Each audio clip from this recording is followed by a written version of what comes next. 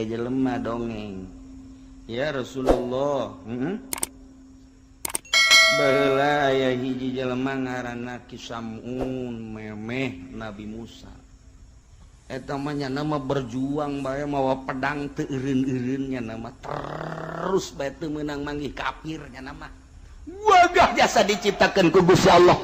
haji pikiran ada nama hayang dakwah bae geus asal aya kafir bae wae kunyana deuk iman teh sia ka Allah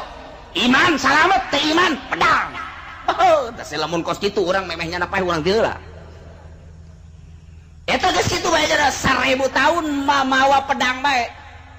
teu pernah diasupkeun ka sarangkana pedang teh pake dakwah bae asal magi kafir tanya Islam teh sia iman moal teu iman 12 1000 tahun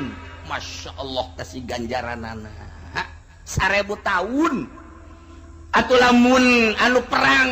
Uhud bae sakitu perang Badar bae sakitu Hunain bae sakitu perang-perang nu lain hebat jasa atuh ieu 1000 tahun mah manggul pedang bae Masya Allah tamang geus hese nyaritakeun urang mah pan gua pedang na kitu boga pan dina boga na ge pan lain jang dakwah urang mah jang neangan di ditu tuh di mana kayak di ditu di mana pabrik jang ngageng urang mah limbah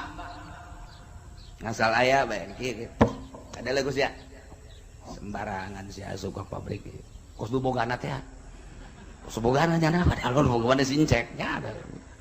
Gusti Allah doaku lamun kos kitu mah wani jasa jang di pabrik pedang wani dikaluarkeun jang awewe pedang wani dikaluarkeun ari kitu mah jang nu teu puasa bulan Ramadan pedang nyelap teu wani ngaluarkeun pedang blon tama jawara goblok tolol tama jawara kos kitu lamun nya ge wani tah pokona mah asal aya nu ngarokok ha sia goblok sia nagara aing ge pasar kemis teu nyawa aing jawarana kada kita rokok dieu sepunya na eta jawara kakarake tinggalnya na bae hak bae tolol teh budak dakwah tang naon duh hese jasa hese gajawara mah kos kitu asal aya bae nu ngarokok nu dahar keluarnya dari mobil langsung tolak cangkeng nagara aing sia ulah gara-gara sia ngarokok di pasar kemis siksa turun satuntung aing aya keresan najan aing teu puasa kos bener pan ngomong tah kos bener teh ngomongnya ada jawara ulah ngundang siksa sia ngerokok di negara pasar kemis urang mana sia mah lain urang dieu aing urang dieu kumaha lamun Allah nurunkeun siksa ka negara aing tolol kada kita rokok jeung duitna wah ieu mah preman beneran mana kepala sia sieun pasti kepala bagi dua bae oh lalu ngomong jawara goblok tah lamun aya jawara kos kitu kalau mah salut jasa kajeun geus teu puasa ge ngana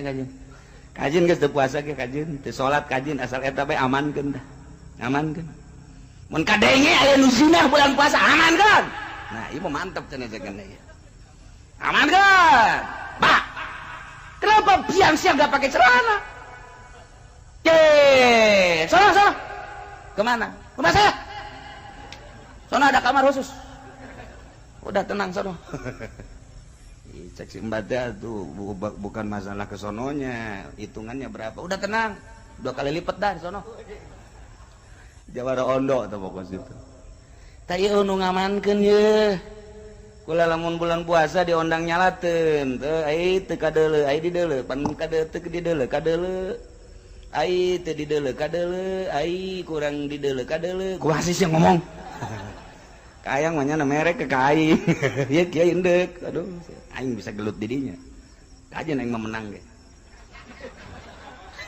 aing moal kudu eleh gelut jeung nu kos kitu mah moal asalnya nana ngaringkus 12an beres wae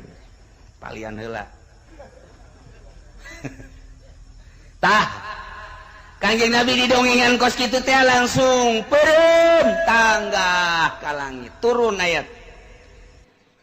Inna anzalnahu fi lailatil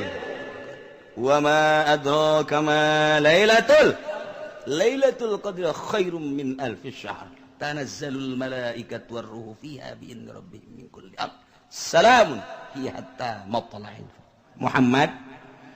lamun nu baheula dakwah 1000 tahun memanggul senjata ganjarana teu kudu nyaho Allah luar biasa hebatna tapi jang umat anjeun mah cukup sapeuting bae leuwih tibatan 1000 bulan 1000 tahun